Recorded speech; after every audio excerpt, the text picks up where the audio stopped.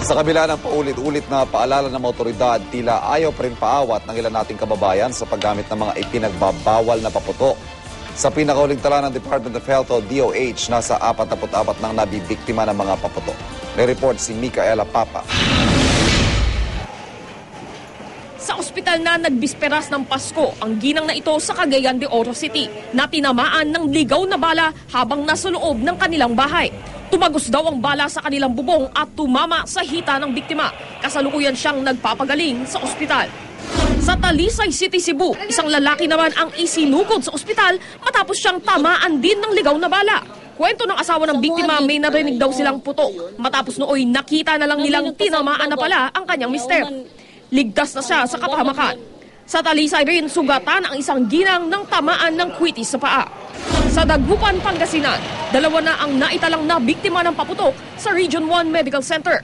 Isang batang 7 taong gulang at isang lalaking 19 na taong gulang. Parehong dahil sa pillbox ang mga natamo nilang sugat. Ang isa, kinailangang putulan ng daliri dahil sa laki ng tinamong sugat. Isang batang 11 anyos naman ang unang naging biktima ng paputok sa Legazpi City sa Albay. Pumutok raw sa kamay ng biktimang si Nicole Tivoli ang pikolo na ibinigay sa kanya ng kanyang pinsan.